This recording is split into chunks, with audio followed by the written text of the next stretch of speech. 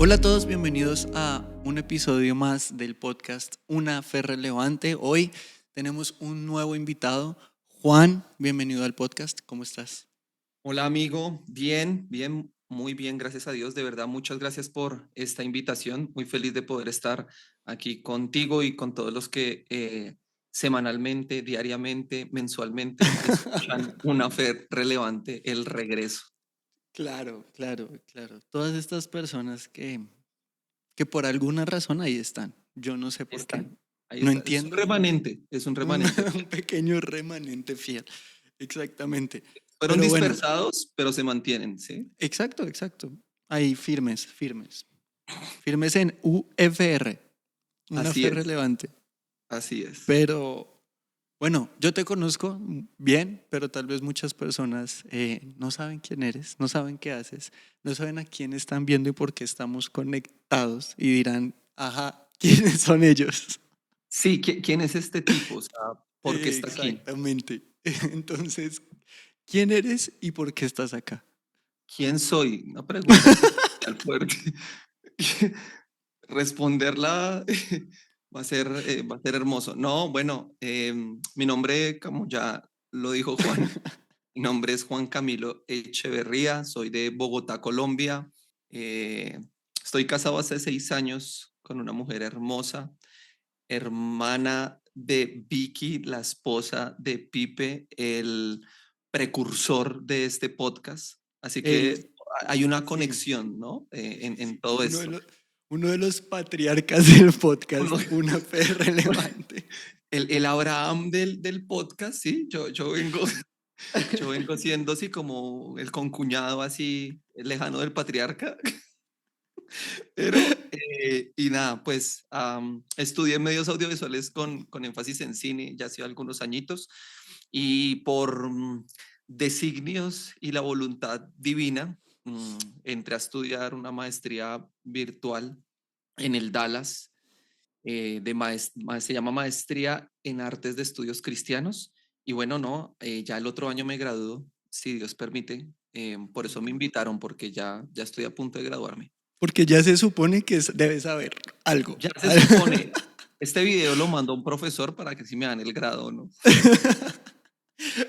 Pero ven, hablando de estudiar, creo que hay algo muy, muy bueno que nos podrías compartir. Porque creo que a veces tal vez hay una de dos ideas cuando uno se acerca a estudiar teología. En mi caso, sí, me he encontrado con diferentes personas que tienen como ideas encontradas en cuanto a estudiar teología, pero todas las observaciones o las preguntas que me han hecho frente a esto siempre se resumen en una de dos posiciones. Eso es muy difícil, yo no voy a estudiar eso porque pues no me voy a reventar el cerebro, yo tengo una Biblia en mi casa, no necesito que alguien me diga. O dos, tal vez son un poco más como escépticos frente al estudio teológico y tal vez lo abordan con temor, diciendo que, no sé, tal vez se van a enfriar, se van a alejar del Señor, tratando como de encasillar a Dios en materias. Pero antes de iniciar bien en el tema, me gustaría saber qué te llevó a hacer un cambio tan drástico vocacional, porque pues, si no se dieron cuenta, Juan tiene un set ahí completamente intencional, ¿no? Con una gran cámara. Se Cada calienta, luz expuesta, sí, sí, se pero, calienta y a veces se apaga, pero hay intención, hay un intento de sí, hacer las cosas profesionalmente, ¿sí?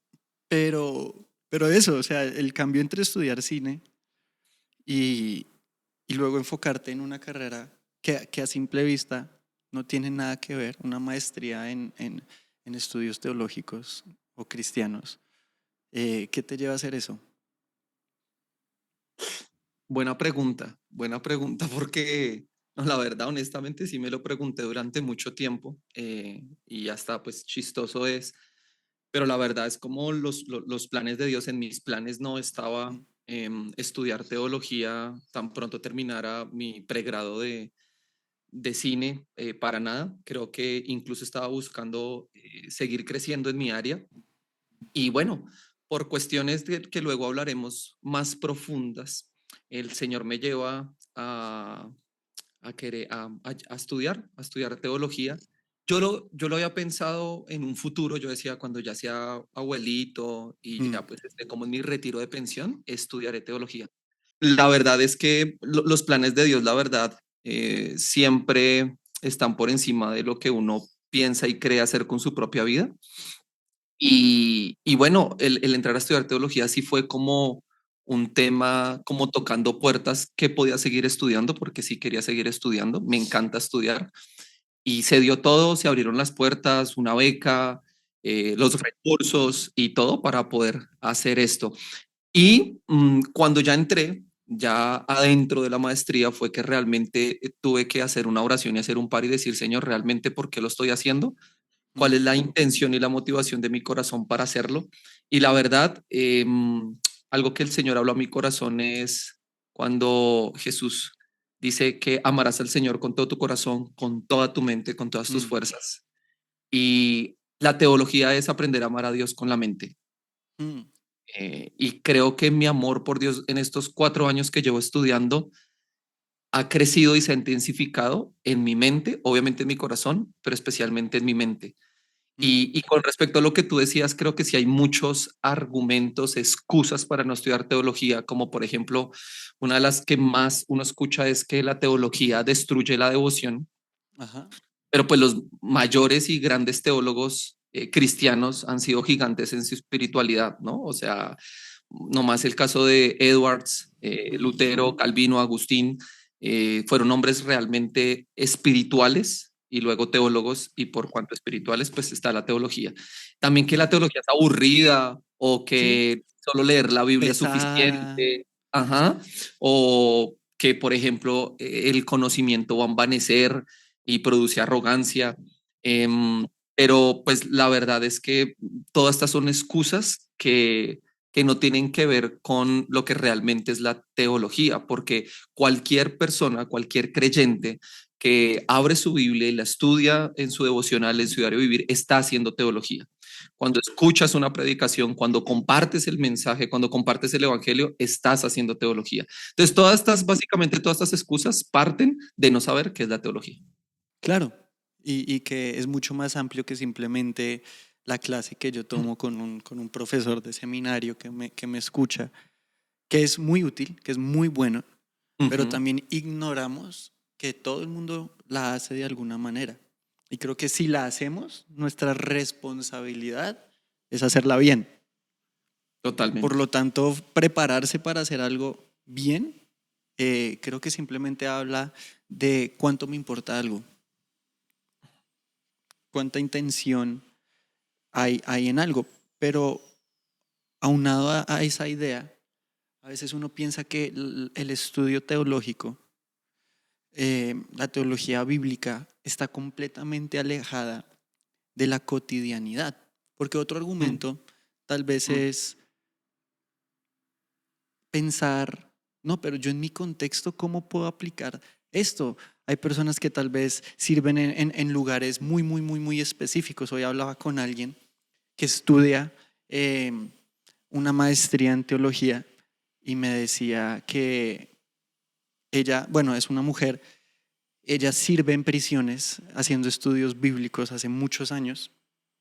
Y algo que justo me llamaba la atención es cómo uno puede llevar todo ese conocimiento a contextos de la vida, entre comillas, cotidiana, la vida práctica, y cómo no están distanciados en realidad. mm.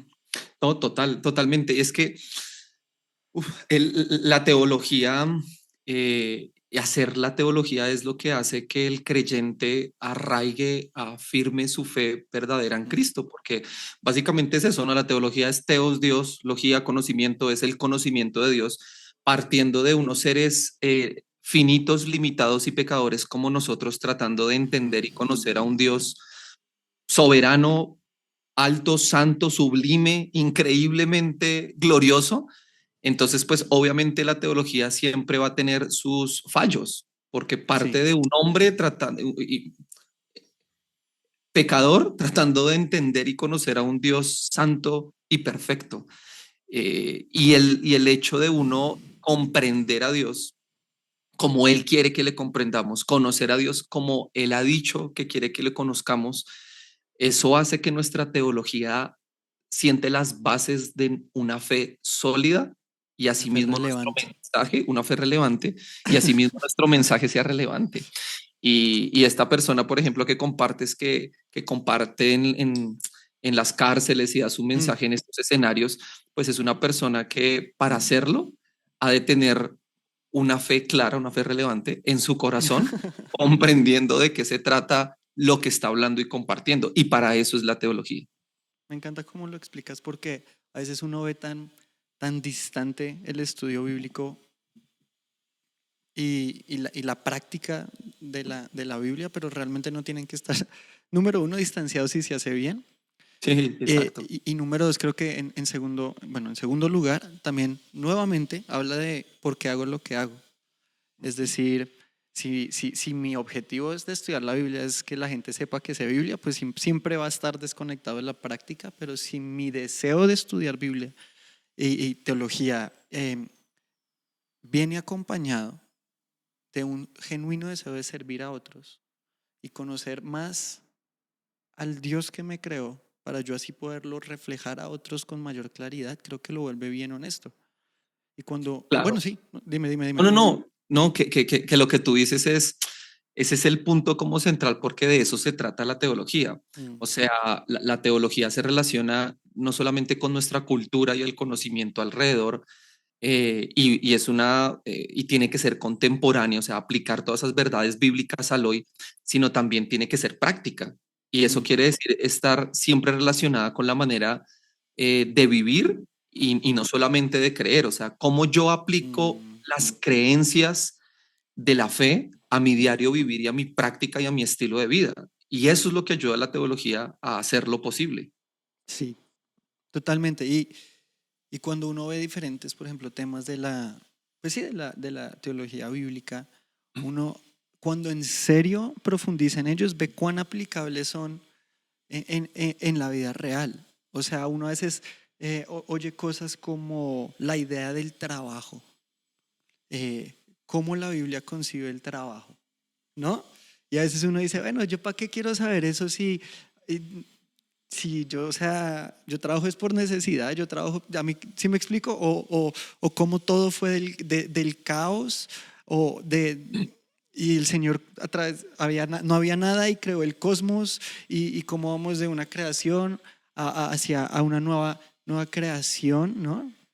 O vemos ideas como el reino de Dios, y uno a veces piensa que no es más que simplemente una frase que uno dice cuando canta o cuando ora, pero tienen implicaciones sumamente profundas Prácticas. y prácticas. Ujú. Sí, y es que con eso que tú estás diciendo, bueno, hay varios extremos, ¿no? O dos extremos, o tres, no sé cuántos, pero hay varios extremos en cuanto a cómo yo interpreto las escrituras y Mm. tomo la Biblia para el hoy. Una es lo que estás diciendo de, bueno, y de qué me sirve todos estos temas bíblicos para mi diario vivir en el trabajo, para, por ejemplo, en mi área, para hacer cine, para hacer un video, para entregarle un trabajo a un cliente, o sea, ¿de qué me sirve todo este tema del reino de Dios, del templo, de la justicia, del amor, de la misericordia? Y el otro extremo también es como porcionar la Biblia e interpretarla solamente por pedacitos. Entonces, Ujú. como que necesito algo que la Biblia me diga con respecto a mi trabajo. Entonces, ¿qué dice Dios acerca del trabajo? Ah, no, vamos a un proverbio. El Sí. diligente comerá de su fruto. Listo, ¿no? Ya hay que ser diligente en el trabajo. Eso es todo lo que la Biblia dice acerca del trabajo.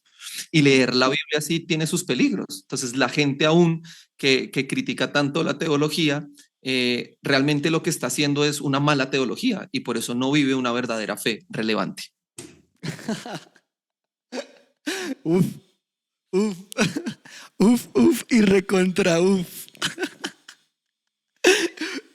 No, pero de verdad que es completamente cierto. Digamos, en lo personal, la teología bíblica en mí ha sido súper útil para ponerle nombre a cosas que yo no sabía que tenían un nombre. Es Claro. decir, uno tiene como esto de debe ser así, pero ¿qué dice Dios? Yo creo que Dios piensa de esta manera o debe tener un plan más allá de simplemente hoy conmigo en esta tierra. Y cuando uno aborda la teología bíblica, creo que se responde con mucha gracia de parte del Señor preguntas que tenemos, que no sabíamos que habían, pero también como que se une muchas cosas y nuestra fe cobra gran sentido. Eh, Total. Me gustaría que habláramos un poquito del reino de Dios, este aspecto, por ejemplo, para dar un ejemplo, porque en lo personal, entender eso, cómo el reino de Dios afecta la manera en la que vemos la narrativa de la Biblia, por ejemplo, me cambió mucho la perspectiva en la que yo la abordo. Tú Mm, mencionabas algo que yo he sido culpable de hacer muchas veces y es convenientemente seleccionar algunos versículos para mi beneficio. Yo lo digo todo el tiempo, pero tú lo mencionaste en un versículo, creo que es en Corintios, que dice, el conocimiento envanece, pero el amor edifica. Y siempre para mí ese fue el argumento para no estudiar. Yo, a diferencia tuya, tal vez no tenía mucha disposición para estudiar y utilizaba eso como un respaldo, muy mm. grandes comillas, bíblico para decir, no, no, no, yo no me voy a envanecer, yo voy a amar a las personas, yo pónganme a correr, a trabajar, a salir, a hacer cosas, pero no me pongan un libro porque me desmayo. Pero creo que la teología bíblica también es un medio de gracia al Señor para acercarnos a Él. Sí, y mira que o sea, creo que ese error lo hemos cometido todos. Yo creo que el que diga que no está cometiendo un error.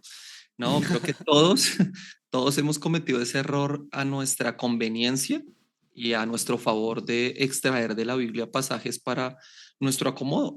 Y creo que la intención de, bueno, no conozco la intención de todos, ¿no? Pero de, la mía en muchas ocasiones y la de muchos nunca ha sido ser ni un hereje ni interpretar mal la Biblia. Creo que las intenciones han sido correctas, ¿sí? Querer Mm, hacer la voluntad de Dios, querer hacer lo correcto, pero no la manera de Él. Y la mm, teología nos ayuda a eso, ¿no? Entonces, primero, pues es un error que hemos cometido todos. Segundo, ¿por qué hablar de la teología bíblica? Y para hablar de la teología bíblica y luego el reino de Dios, es importante comprender de por qué hablamos de teología bíblica. Y básicamente es que la teología se define en dos grandes ramas. Hay más, pero ahorita ahondando solamente hay dos grandes ramas de la teología y es la teología bíblica y la teología sistemática. ajá, La teología bíblica, básicamente su fuente principal son las escrituras y es lo que vamos a tratar hoy y es la disciplina que estudia la revelación progresiva de Dios a ajá, lo largo de la historia de la Biblia, de la historia de la salvación, tal como se presentan las escrituras. Entonces, el enfoque de la teología bíblica es un enfoque diacrónico, significa histórico redentivo, o sea, ujú, hay una historia y en esa historia está la redención y cómo la redención se mueve en esa historia. Y la teología bíblica siempre se basa como respetando los contextos, por ejemplo, el histórico, el literario, teológico de cada autor y de cada libro. Entonces, básicamente lo que busca la teología bíblica es mostrar cómo los diferentes escritores bíblicos, ¿sí? De los 66 libros que tenemos, entendieron e interpretaron las escrituras anteriores a ellos y cómo en su conjunto revelan el plan de Dios, ¿sí? wow. Sí, La teología sistemática básicamente es porcionar un tema, como por ejemplo, qué dice la Biblia acerca de la Trinidad, que es ajá, una palabra que no aparece en las escrituras, pero sí está implícitamente a través de todas las escrituras. Entonces la teología ajá, sistemática se encarga de decir, bueno, ¿qué dice todas las escrituras de la Trinidad o de la Biblia o de Cristo, de la sí, cristología? la Y de esos iglesia. temas. Entonces, esa es la diferencia entre teología bíblica y teología sistemática. Y obviamente hoy vamos a hacer un poquito de teología bíblica, específicamente en un tema, y es El reino de reino Dios. de Dios. ¿Sí? Sí, así. Porque, sí, Em, así, ¿cuál es el tema? Es que estaba pensando es que yo que, traía una USB, pero es que yo la verdad iba a hablar de otro tema, ¿sí? No, es que lo que iba a decir es que precisamente la teología bíblica traza temas a lo largo de la Biblia. Entonces, Ujú, algunos temas son el reino de Dios, el templo, los pactos, ajá. la presencia de Dios, los sacrificios, etcétera, y muestra cómo esos temas van desarrollándose desde el Génesis hasta el Apocalipsis, encontrando su cumplimiento en Cristo. Entonces, cómo el reino de Dios es un tema desde Génesis hasta Apocalipsis que traza la línea hasta llegar a su cumplimiento en Cristo y obviamente pues en el futuro cuando Él regrese. Eso es lo que vamos a hacer en este podcast acerca del reino de Dios, ¿no? Era para que quedara claro qué es Sí, teología bíblica y cómo vamos a hacer claro. teología. Y cuando tú mencionas esto y puedes explicarlo un poquito tal vez para las personas que dirán qué rayos acaba de decir Juan Camilo en cuanto a qué es esto de revelación progresiva, por ejemplo, porque pues nosotros estamos de un lado de la historia donde estamos sumamente informados, ¿no? Donde tenemos todo el canon de la Biblia. Y a veces ignoramos que tenemos que tener en cuenta que, por ejemplo, cuando leemos, no sé, eh, algún libro, por ejemplo, del profeta Isaías, ¿no?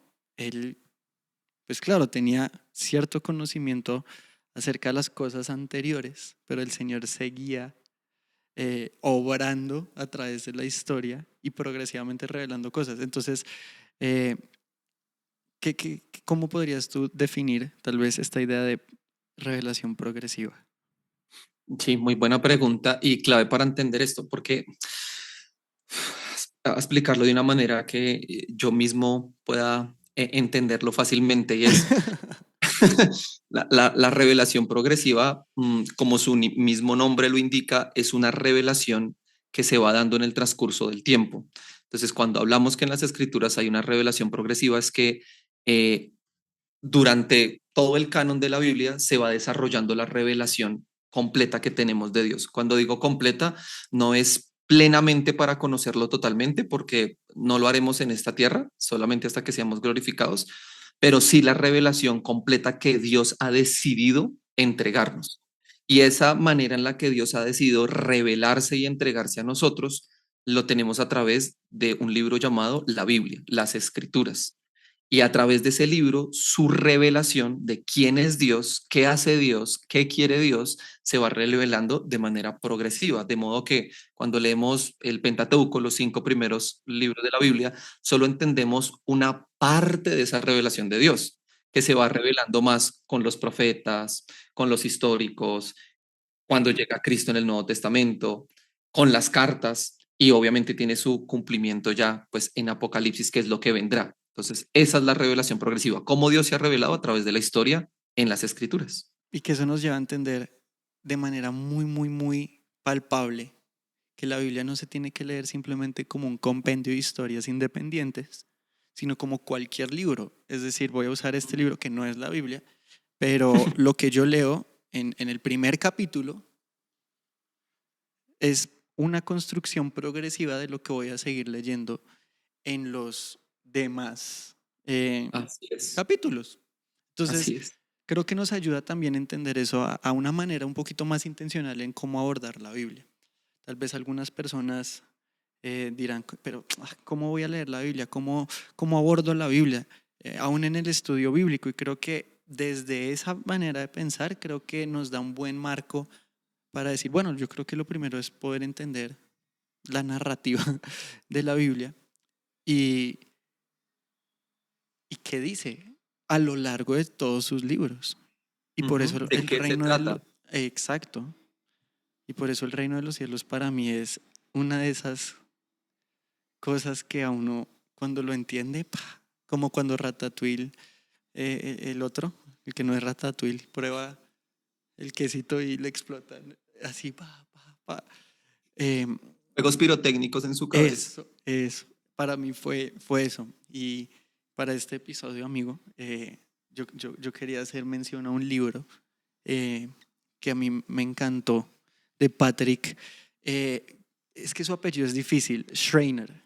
Es parte de una serie de teología bíblica, de hecho, una Mm. serie larga. Si algún día dicen estoy desocupado y quiero estudiar mucho teología bíblica, son 14 libritos de teología bíblica que hablan de los diferentes temas que tú acabas de mencionar, como los pactos, como la cena del Señor, como el reino de los cielos, como eh, El templo de Dios. el templo de Dios. Y entre esta serie está este increíble libro, El reino de los cielos, The Kingdom of God. Sí, me decías que está en español, este Sí, sí, libro. sí, toda esa serie está en español. No tengo ese.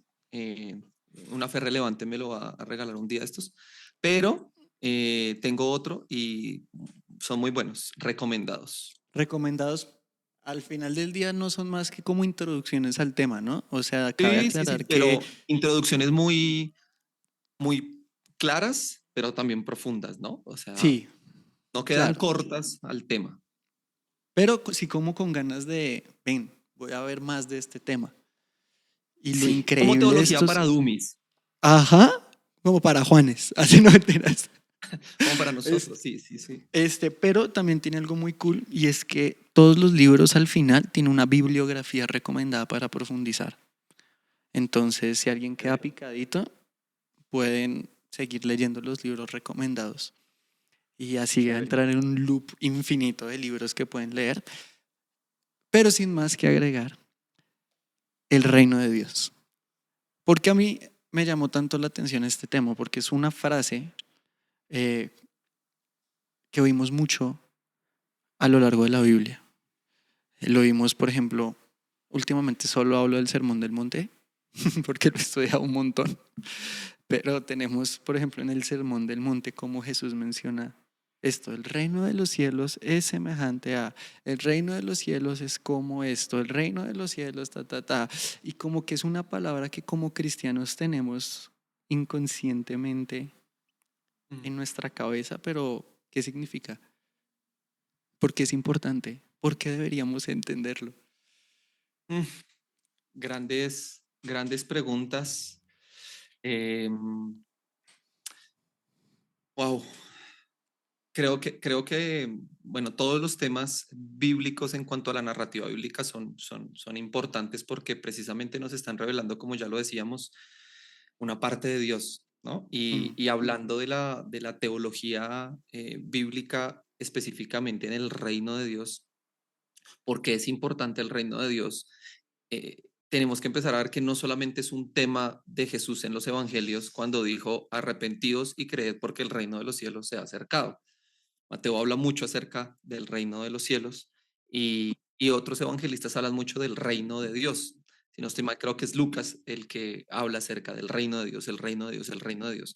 Mateo, reino de los cielos, al igual que creo que Marcos, pero se están refiriendo a lo mismo. Pero ¿de qué es, de qué está tratando Jesús? Y luego de qué están hablando los apóstoles cuando dicen el mm, reino de Dios o el reino de los cielos, ¿no? Y mm, tenemos que ir pues literalmente al comienzo de las escrituras. Y cuando Dios crea eh, el mundo, el cosmos, hace la creación y hace a Adán y Eva, los hace como vicerregentes, es decir, ujú, como los que iban a reinar en representación de Dios. Por eso eran a imagen y semejanza de Dios y por eso debían gobernar, sojuzgar, reinar la tierra. ¿Sí? Y ahí comienza el concepto del reino de Dios, porque el concepto del reino de Dios es un concepto macro de todo lo creado que ni siquiera el ser humano conoce. Entonces, hablándolo desde la parte científica, las galaxias, las constelaciones, las osas mayores, los soles y todo lo que existe que aún no conocemos, eso es el reino de Dios, es su creación. Pero la tierra, como dice el salmista, es el estrado de sus pies y la tierra es creada como un microcosmos o como un microreino para representar lo que Dios hace a través de su creación. Entonces, lo que Dios quería con Adán y Eva es que en la tierra ellos reinaran siendo la imagen de Dios o la imagen del Dios reinante sobre toda la creación y sobre todo el cosmos. ujú, Y para entender este tema del reino de Dios, pues hay que entender si hay un reino es porque hay un rey. Y ajá, un reino básicamente necesita tres cosas: un rey, ajá, un lugar y un, un pueblo al cual reinar, del Ujú. cual ser gobernado o reinado. Y pues bueno, obviamente el rey es Dios, el lugar es la tierra y la gente somos todos aquellos que por fe aceptamos a Cristo. Entonces, Mm. cuando la Biblia a través desde el Génesis empieza a desarrollarse el tema progresivo de lo que es el reino de Dios, pues vamos a ver que el reino de Dios sufre, como dijo el apóstol, sufre violencia porque durante todo el Antiguo Testamento el reino de Dios está queriendo ser usurpado por el mismo hombre.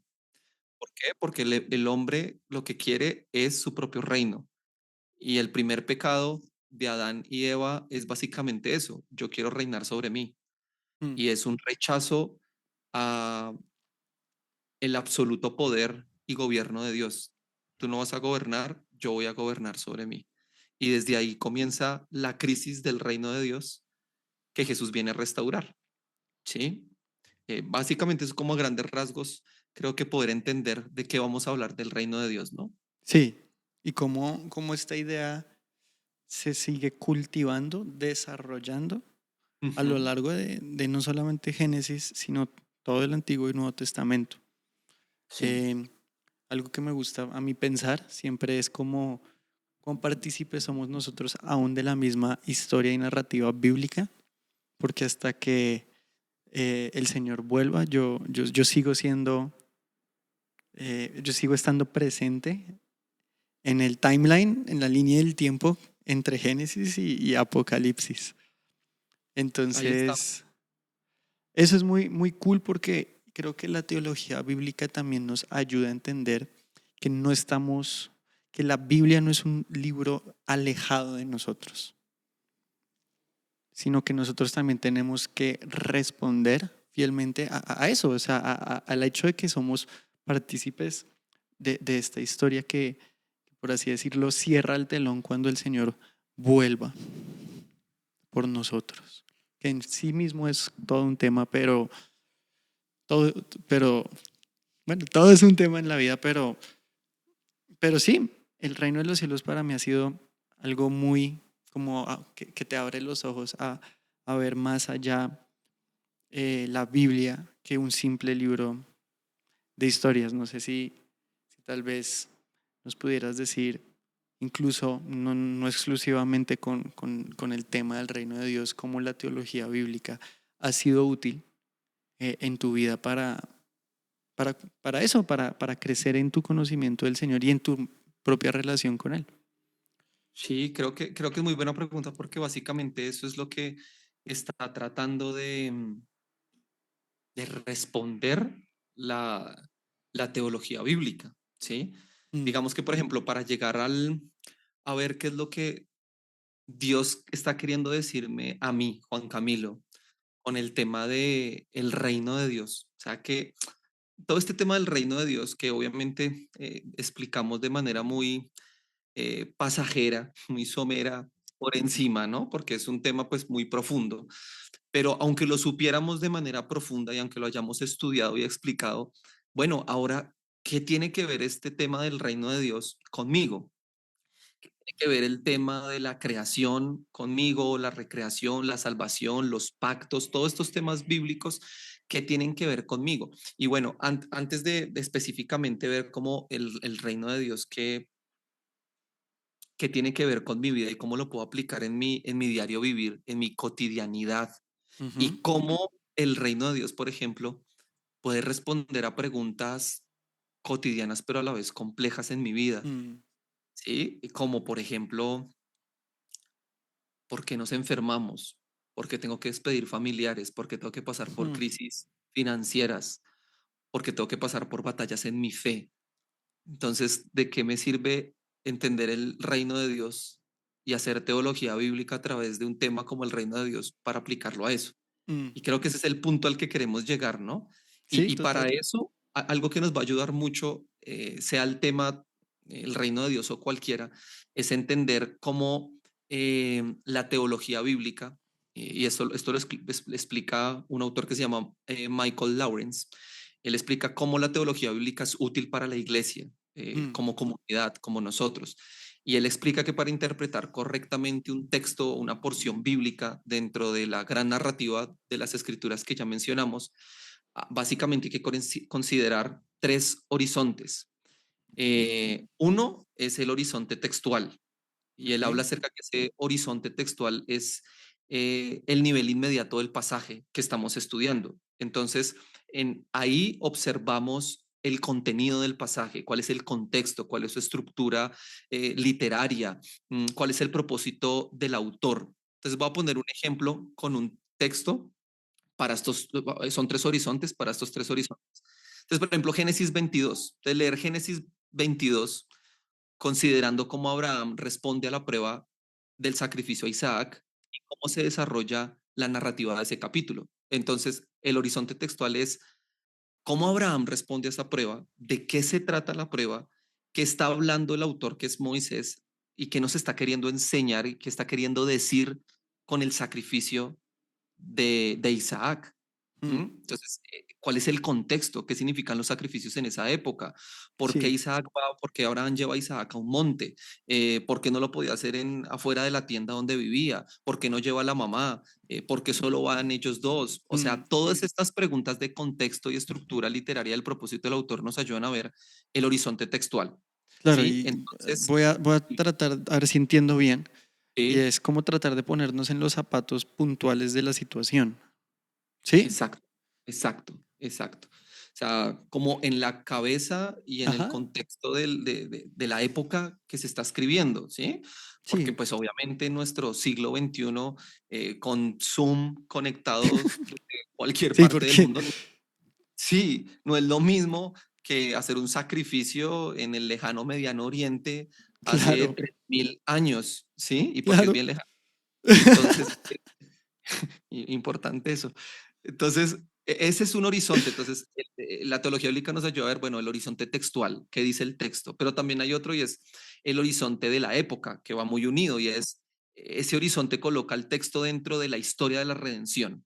Entonces, hablamos que la redención es o la historia de la redención bíblica es una revelación progresiva. Entonces, Génesis 22, ¿en qué parte está de esa narrativa, de esa revelación progresiva? Pues está en el comienzo, está el inicio. Entonces, el relato progresivo del plan de Dios a lo largo del tiempo es esta historia de la redención. Entonces, acá nos preguntamos, por ejemplo, ¿en qué momento el plan de Dios ocurre en este evento? Mm, Entonces, ¿en qué momento el plan de Dios se está revelando con el sacrificio de Isaac? ¿Qué ha revelado Dios hasta este punto? Hasta Génesis 22, desde Génesis 1 a Génesis 22, Dios, ¿qué ha revelado? mm, ¿Cómo se ha presentado Dios? Otra pregunta puede ser, ¿qué papel cumple este texto, o sea, Génesis 22, en el desarrollo de la promesa de la redención? Dios promete algo en Génesis 3:15, y es que de la ujú, descendencia de la mujer vendría el descendiente que aplastaría la cabeza de la serpiente, y eso ajá, significaba que iba a aplastar el problema del pecado, del mal. ajá, Entonces, la Biblia se trata de eso, cómo llegamos desde Génesis 3 a Cristo y cómo Él va a cumplir esa promesa. ujú, Entonces, en Génesis 22, ¿qué papel cumple ese texto en el desarrollo de la promesa de la redención? Entonces, está apuntando a un claro, sacrificio mayor, claro. ¿sí? Entonces, Génesis 22 ocurre en una época que patriarcal, donde Dios está firmando su pacto con Abraham, mostrando su provisión, Ujú. y al final, ¿qué anticipa? Anticipa la provisión de Dios. Sí, y ahí es donde uno se empieza a volar la cabeza para bien, Ujú. porque Exacto. digamos, la promesa de Génesis 3:15 es una de las cosas más increíbles que yo he podido aprender en la Biblia. Y es, si hay cosas que, yo no sé, yo lo veo así, pero el Señor como que sabe perfectamente lo que uno necesita, obviamente, y a mí eso como me enganchó en querer estudiar la Biblia, porque algo que responde constantemente, por ejemplo, esta idea del reino de los cielos es cómo esta simiente, cómo esta semilla es protegida a lo largo de la historia. Por Ujú, ejemplo, digamos, no sé, con el diluvio y Noé, por ejemplo, ujú, ujú, y cómo eso es súper, súper, súper. como específico. Ahí entendemos por qué las genealogías en la Biblia. Por ejemplo, a mí antes leer una genealogía era la cosa más aburrida.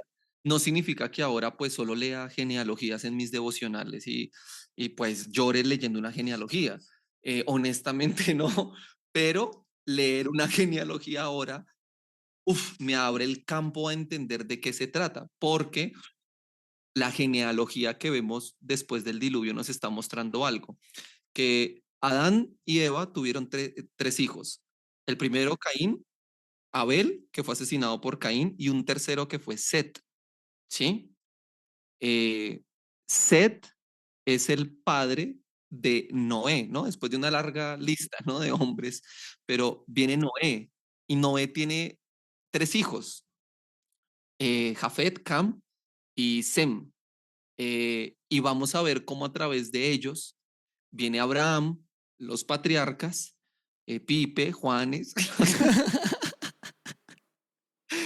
vienen, perdón, me fui, vienen los patriarcas, Israel y cómo, por qué, por ejemplo, Mateo Ujú, comienza con la genealogía y Mateo va a rastrear la genealogía hasta Abraham para mostrar algo. Jesús es el hijo de Abraham, el hijo de ujú. David, ¿sí? Y Lucas en su genealogía, creo que es en el capítulo 4 o 5, nos va a mostrar algo.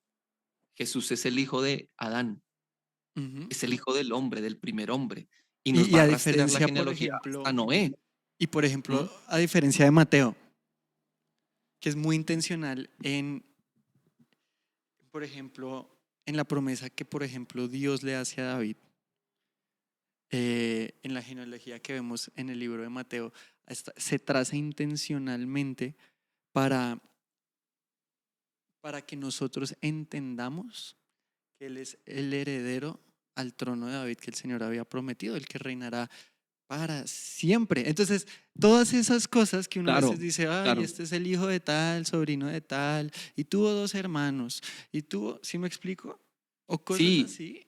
y ahí es donde, por ejemplo, en Mateo vamos a entender luego el reino de Dios. Pero voy a terminar Me el tema de brinqué un los montón, horizontes. perdón, sí, sí, sí, Sí, sí. perdón, perdón. Voy a terminar el tema de los horizontes para volver a ahondar en el reino de Dios, Sí, sí, sí. porque, por ejemplo, la genealogía de David nos va a ayudar mucho. Ujú, Entonces, estábamos en el horizonte, en el segundo horizonte de la época, ¿no? Que nos dice, bueno, Génesis 22 está ocurriendo en una ¿qué época de sabemos? los Ajá. patriarcas, ajá. Dios está firmando su pacto, sus promesas, mostrando su provisión, perdón, y anticipando el sacrificio que vendrá en Cristo, ¿no? Ujú. Entonces, para hacer un recorderis para los que de pronto se perdieron como yo, estamos el horizonte textual, el Ajá. horizonte de época y pasamos al tercer horizonte y es el horizonte canónico, que se refiere a cómo este texto, cualquier texto, pero estamos haciendo el ejemplo de Génesis 22, encaja dentro del mensaje completo de la Biblia, ya terminada y reconocida como hoy la tenemos. Entonces, aquí se considera como Cristo es la clave de la interpretación bíblica, como lo dice Lucas capítulo 24 y creo que es el verso 26 o 27, pero bueno, Lucas 24 que habla acerca de cómo en Cristo se cumplen y Él es quien Mm, interpreta todas las escrituras. Entonces, leer el Antiguo Testamento a la luz del cumplimiento en Cristo se hace en este horizonte, mm, reconocer los tipos, las promesas, los patrones, los temas como el ujú, reino de Dios y entender cómo el canon en su totalidad de los libros que tenemos en la Biblia forma una sola y gran historia. mm. Es Dios redimiendo a su pueblo a través de su Hijo Jesús, estableciendo el reino de Dios. Entonces, para entrar al tema del reino de Dios, entender estos tres horizontes de el horizonte textual, el de la época y el canónico nos ayudan a interpretar correctamente un texto, a verlo en su contexto y a rastrear un tema bíblico, en este caso como el reino de Dios. Y tu pregunta fue, ¿cómo el reino de Dios entonces? Y mi pregunta eh, fue, ¿cómo estás? sí, No, mentiras. y tu pregunta es, ¿quién eres? Preséntate.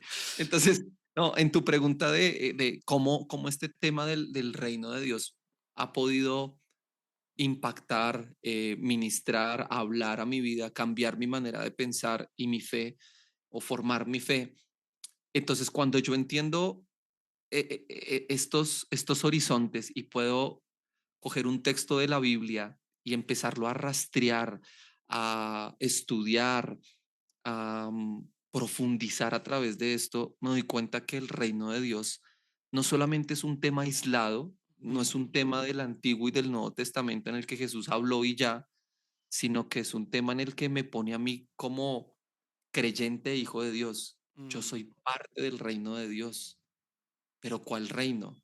¿De qué se trata el reino? Entonces, entenderlo desde Génesis, las dificultades que vive el reino de Dios, porque quién va a tener el reino de Dios sino pues sus hijos, nosotros y especialmente su hijo Jesucristo. Él es el que va a reinar con ujú, nosotros. Y por eso las parábolas de Mateo capítulo 13 nos ayudan a comprender el reino de Dios. Y cuando por primera vez yo entendí esto, que en una clase me lo explicaron, acerca de cómo el reino de Dios se entiende en el Nuevo Testamento, cómo Jesús lo va a entender, lo hace entender a través de las parábolas del reino. Y las parábolas del reino son las parábolas de Mateo capítulo 13, que son solo parábolas. Y lo que Jesús está haciendo es estableciendo una era y una época que nadie anticipó en la antigüedad. Es decir, que para los profetas eh, de Israel, los profetas del pueblo de Dios les fue oculto. Ellos no anticiparon el reino de Dios, porque el reino de Dios, aunque es un tema que es transversal durante todas las escrituras, por eso es la revelación progresiva de Dios, porque los profetas no lo vieron, Dios no lo quiso revelar a ellos, y Jesús tiene que hacer algo, tiene que venir a establecer cuál es la idea correcta y el concepto correcto del reino de Dios. El reino de Dios no se trata solamente de una nación llamada Israel para un pueblo llamado judío. El reino de Dios va más allá. Y por eso en el Antiguo Testamento vemos a Rahab la prostituta, ujú. a Ruth la Ruth, moabita, uy, sí. Esa historia, por y ejemplo, es top. es increíble. Y en qué termina?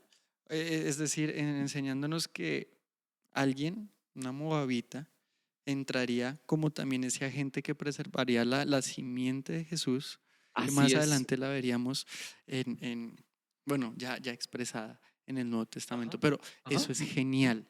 O sea, eso que estás Genial. mencionando es... Total, y es que, y en Mateo capítulo 1 está la mención de las mujeres de la genealogía y cómo a través de ellas Dios preserva un plan, y el plan Ujú, es el reino de Dios a través de Jesucristo.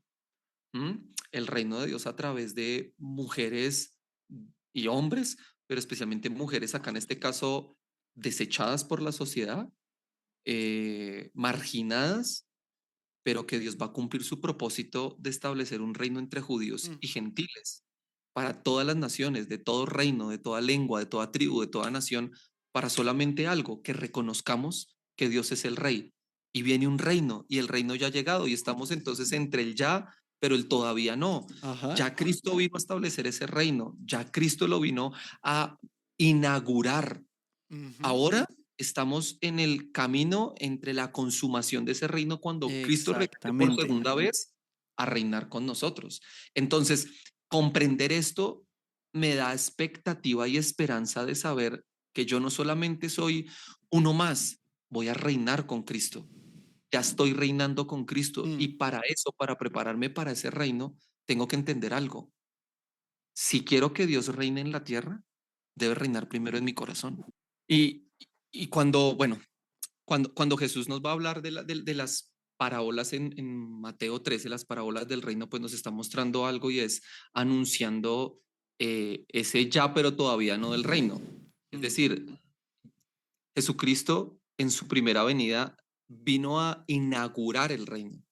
Ya estamos viviendo en su reino. Por eso arrepentidos y creed, porque el reino de los cielos se ha acercado.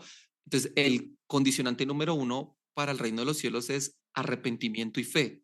Sin ujú, arrepentimiento y fe no hay reino. ¿Por qué? Porque somos una naturaleza caída.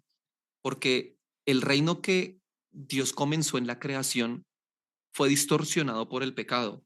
mm, Y el pecado solo tiene una solución, el sacrificio de Cristo. Y solo necesita una respuesta del hombre, fe en ese sacrificio. Y para tener fe en ese sacrificio se necesita que el Espíritu Santo convenza el corazón para que haya un genuino arrepentimiento y haya una genuina y verdadera fe que me establezca una relación correcta con Dios. Y eso me pone en el reino de Dios. Entonces, cuando vamos a hablar del reino, ¿cómo esto cambia mi vida? ¿Cómo cambia este tema, entender el reino de Dios? Mi perspectiva como cristiano en mi diario vivir, en mi cotidianidad. Y sencillo, cuando yo entiendo de qué se trata el reino de Dios, qué es el plan de Dios para la humanidad, qué es el plan de Dios para su gloria, para su propósito. Entonces no solamente es si yo quiero que el reino de Dios se establezca en esta tierra, Él reine en esta tierra y yo sea parte de ese reino, tiene que empezar con que el reino de Dios comience en mi corazón y yo le dé el lugar de rey a Dios en mi corazón. Si yo no vivo el reino de Dios en mi corazón y en mi vida, pues no lo podré vivir cuando Él regrese. Y por eso el reino de Dios comienza con un arrepentimiento y fe en mi corazón, porque este reino de mi corazón y mi vida tiene que ser entregado a Dios antes de poder someter toda la creación a Dios. Totalmente, Eso totalmente. es lo que transforma Y el que entendimiento. sí, no, o sea, este tema, no sé si a los que están escuchando les pasa lo mismo que a mí, pero son de estos temas que a uno le dejan muchas ganas de seguir hablando, pero vamos a seguir resolviendo de esa pregunta, ¿cómo el reino de Dios se instala, por así decirlo, en nuestro corazón? Yo creo que en el episodio 2 de esta misma conversación. Entonces, pues, gracias por escuchar hasta este punto. La conversación no termina, pero espérenla prontamente como un episodio diferente.